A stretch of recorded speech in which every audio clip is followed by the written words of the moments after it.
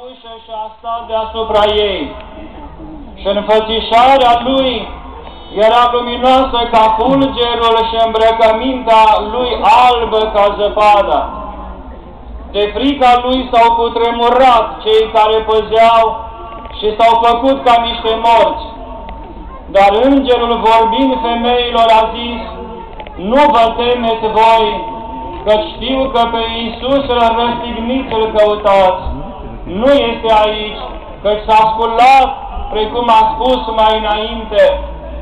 Veniți să vedeți locul unde a zăcut trupul Domnului. Dar duceți-vă de grabă și spuneți ucenicilor săi că s-a sculat din morți și va merge mai înainte de voi în Galileea. Acolo îl veți vedea. Iată, am spus vouă.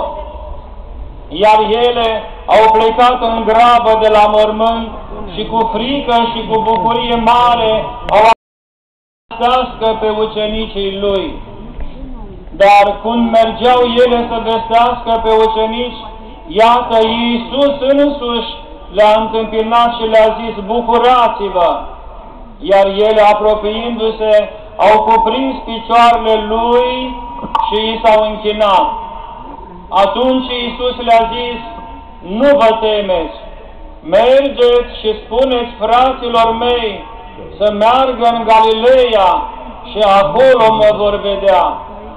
Iar pe când se duceau ele, iată, unii dintre păzitori, venind în oraș, au spus căpetenilor preoților și toate cele ce s-au întâmplat.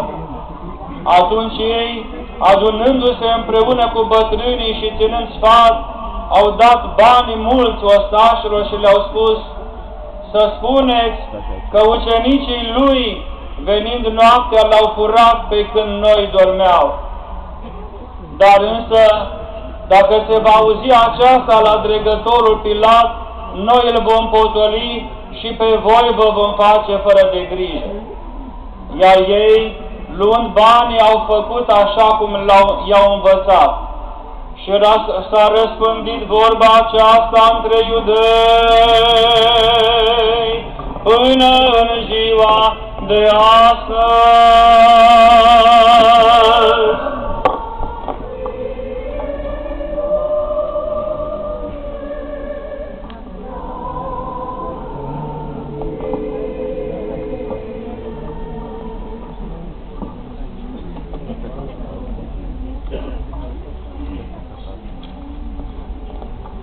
Slavă Sfintei și cele de o ființă și de viață făcătoarei și nedespărțitei Treimi, totdeauna, acum și pururea și în vecii vecilor.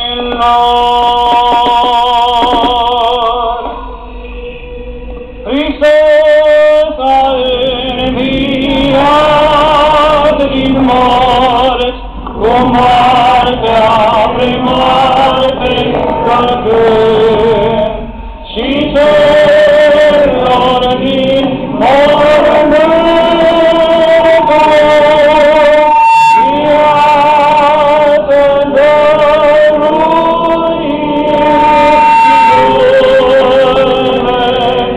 Înviază Dumnezeu risipindu-se vrăjmașii lui și fugind de la fața lui cei ce sus.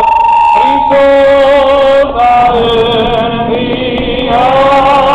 din morți, cu moartea prin moarte călcând, și celor din